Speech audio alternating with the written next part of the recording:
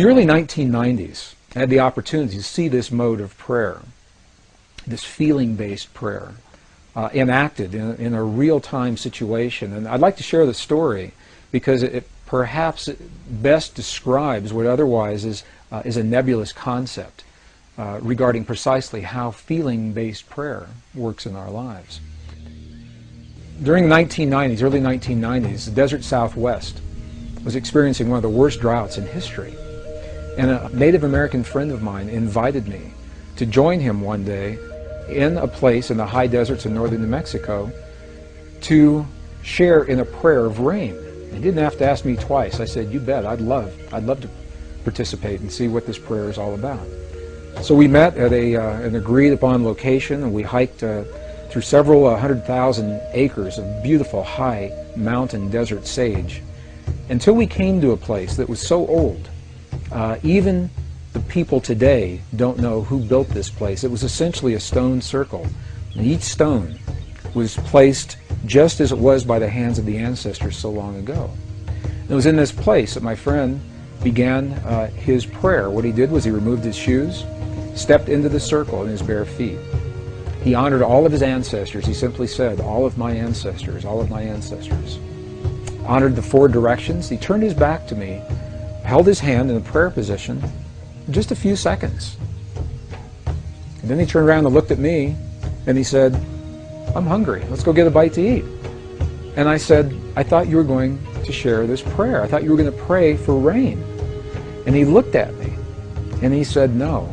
He said, "Because if we prayed for rain, rain could never happen. Because the moment you pray for something to occur, you've just acknowledged that it does not exist in that moment." And I thought about what he said. It made a lot of sense to me. If I say, "Dear God, please let there be peace in the world," what I'm saying in that moment is that peace isn't there. And I may inadvertently be empowering the very condition that I would like to change. And the same with a healing in my body or the body of my loved ones.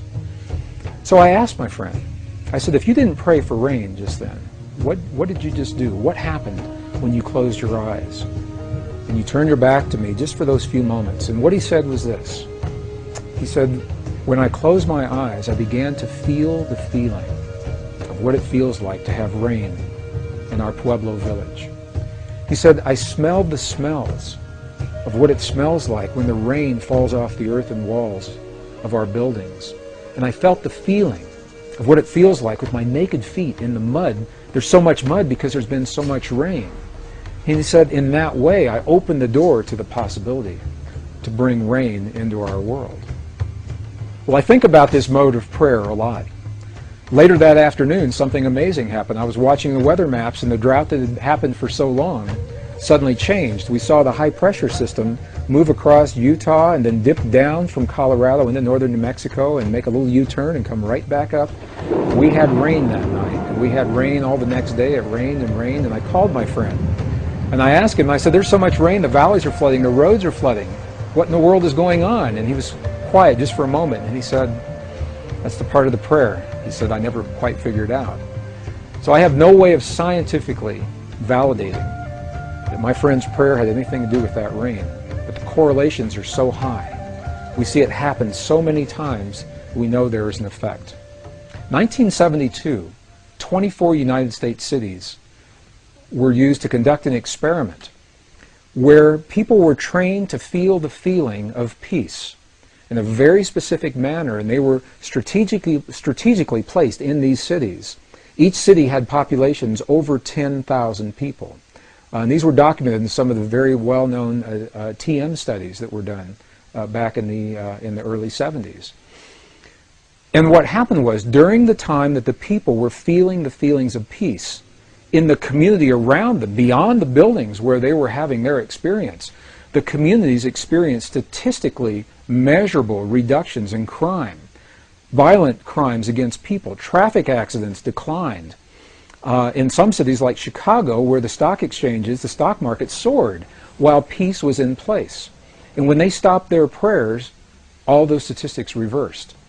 And they did this time and time again to such a degree that the effect could be measured And it was applied in an even greater experiment that was documented in the Journal of Conflict Resolution, 1988. And this was the experiment. It was called the International Peace Project in the Middle East. And what happened during the Israeli-Lebanese War in the early 1980s, as a result of these earlier studies, people who were trained to feel the feelings of peace were positioned throughout the war-torn areas in Israel and Lebanon. And during the time, what the researchers called the window, the prayer window, when they were feeling, people that were trained to feel the feelings of peace in their hearts, when they were feeling those feelings, terrorist activities dropped to zero. Crimes against people declined. Emergency hospital room visits declined.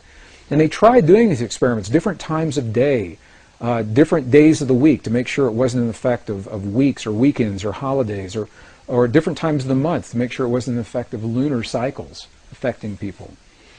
And when the studies were complete, what they found, although we may not know precisely why this effect happens the way it happens, we know the correlations are so high that when a certain number of people begin to feel the feeling of peace or healing in their bodies in one place, the effect carries into the community beyond the place where these people are. And it is so precise that we now know, the statisticians were able to determine precisely the number of people that are required to kickstart, to jumpstart this kind of an effect. So I'll share the formula, and then I'll describe what that formula means. The effect is first noticed when a certain number of people are participating. And that number, the minimum number, is the square root of 1% of a given population. So what does that mean? If you have a city of 1 million people, for example, you take 1% of 1 million on your little calculator, and then you take the square root of whatever that 1% was, and that number tells you how many people are necessary, the threshold number to begin the effect. Obviously, the more people that participate, the greater the effect. For a city of 1 million people, that number is only about 100. In a world of 6 billion people, the square root of 1% of the given population is only about 8,000 people. 8,000 people, according to these studies, are the number of people, that's all that's required, to feel the feelings of peace in their hearts in a given moment in time, simultaneously, to kickstart, to jumpstart that consciousness linked through the field, as we know the field exists today, before that peace is felt in the world around us.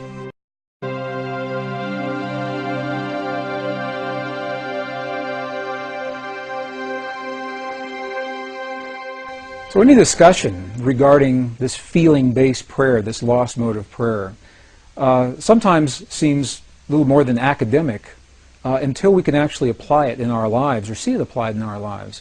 It's in the late 1990s that I had the opportunity to do precisely that, when I saw the footage documenting the healing of a life-threatening condition within the body of a living woman using precisely the kinds of techniques that we're speaking about right now. And for me, it was this kind of information that took this lost modality of prayer out of the realm of academics and into something that's very real that we can apply in our lives. I had the opportunity during that time to see some video footage of the healing of a 3-inch diameter bladder cancer inside the body of a woman who, by Western medical standards, had been diagnosed inoperable. She had gone, as a last resort, to a medicineless hospital in Beijing, China. It was in this medicineless hospital where they began simply by addressing the life-affirming ways that she could change how she was living her life. They taught her life-affirming ways to breathe and life-affirming ways to nourish her body, gentle movements to stimulate the energy centers in her body. And as she was doing these and strengthening her body, at one point it made sense to undergo a process. Now I'd like to share this. I'd like to describe it to you as a very potent example of how the feeling world inside of our bodies has a direct effect, in this case a very graphic effect, on the world beyond our bodies. So in the video documentation, the film shows a woman lying on in a hospital room. She's fully awake, she's fully conscious, she believes in the process that's about to happen. Before her, there is an ultrasound technician who is running an ultrasound wand over her lower abdomen that we can see on a split-screen television. And on the left-hand side of the screen, they do a snapshot, a freeze frame of an instant in time for reference, so we can see what her condition looked like in that instant in time. On the right-hand side of the screen, we are able to watch real time as 3 practitioners stand behind her, working with the energy in her body and with the feelings in their bodies. And what they do is they begin to chant a word that to them they've agreed upon, that reinforces the feeling within them that she's already healed. The chant essentially says already healed, already done. And as they begin to have this feeling and to say these words among themselves, on the computer screen, on the television screen, we can watch in real time this cancerous tumor as it disappears in less than 3 minutes real time.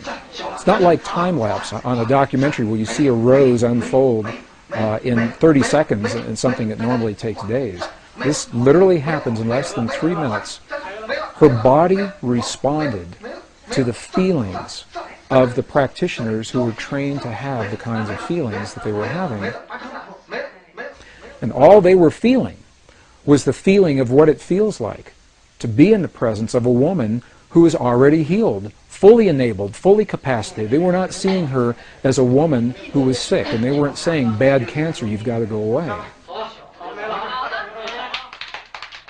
It's a very, very different way of thinking about things, and it's a very graphic example of precisely how this principle works.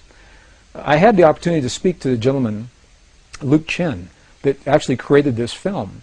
And I asked him a question. I said, what if those 3 practitioners weren't there? I said, could this woman have done this? Could any of us do this on our own? And he smiled at me when I asked him the question. He said, Greg, in all probability, she probably could have done it alone. However, there's something about us humans in that we seem to feel more empowered and stronger when we're supported by others in the things that we believe in and in the things that we choose to accomplish. So while she probably could have had this feeling and done it herself, having these 3 practitioners work with her was the threshold that it took for her body to respond. All they were doing was having the feeling as if she were already healed, and in less than 3 minutes her body responded. What Western physics now is beginning to tell us is that the same energy, the same field that led to the healing in this woman's body also leads to peace between nations. It's the same thing, different scale, same principle. And I've been involved in experiments where hundreds of thousands of people joined together through the World Wide Web. We were coordinated on the internet at a given hour of time, a window of time, when we were trained to feel the feelings of peace in our bodies during that time. And when we did that, statistically, what happened in events around the world, there were wartime events. There were bombings, aerial bombings in Iraq that were scheduled, that were reversed during the window of time when this prayer was happening. Crimes against people declined. Emergency hospital room visits declined. There was a computer research project at Princeton University that was able to document the field of consciousness on a global level while these prayers were going on, and they saw a little glitch, a glyph on the screen indicating that consciousness was responding to hundreds of thousands of people feeling the feeling of peace in the moment that it was occurring. And what this tells us is that the field we're working with is a measurable field. You can pick it up with equipment. It can be measured on the computer screen. This was part of the research project at Princeton University that was called the Global Consciousness Project. So the field is real, it's out there, and it responds to us in ways now that we're only beginning to understand. Even more recently, the research has been done by the scientist Masaru Emoto regarding the relationship between human emotion, human feeling, and water drops is showing this relationship even more poignantly. What has happened is that these scientists, this particular research project, has discovered that droplets of water that make up over 70% of our world anyway and 70% of our bodies, that these droplets of water respond to human emotion, whether it is felt in the body or as it is actually written on labels that are placed onto vials of water, and the emotion of the researcher as the labels are being written and placed onto those vials. The vials are then frozen for a specific period of time, removed from the freezing process, and as they begin to thaw, they crystallize. And the crystals are the telltale sign of what is happening with the emotion. For example, they've taken water, highly polluted, highly toxic water, from some of the most polluted dams in the center of Japan. This water has never been known to crystallize. They just can't get it to crystallize. And when you look at it under a microscope, what you see, it's a very muddy, very nebulous form. There's no symmetry. There's no crystalline structure whatsoever before the emotions are in place. After the emotions are there, for example, when 500 people pray over some of this most polluted water, the before image shows the water in its toxic state. The after image of the same water shows this water beautifully formed, beautifully clear, beautifully crystalline, perfectly symmetrical, purely from the result of human emotion interacting and human feeling interacting with this field of water. Some of the other research has shown families where children and their parents have encircled a vial of water in a room that has never been found to crystallize. Again, some of the very highly polluted and toxic water.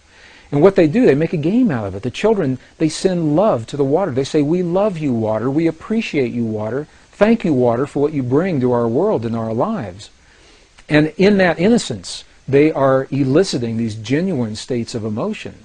And as the research continues, it is precisely these vials of water that have received this kind of energy from the children and their families, feelings that the ancients called prayer, that the water begins to crystallize into beautiful, symmetrical, very clear forms, showing once again that there's a direct effect between what we feel in our bodies and what's happening in the world beyond our bodies. And it's a beautiful, beautiful, very poignant example of how each of us has an opportunity to participate, not to control and manipulate, but rather participate in the events of our world, the events of our lives, our families, our communities, and our bodies through the field that links all in creation.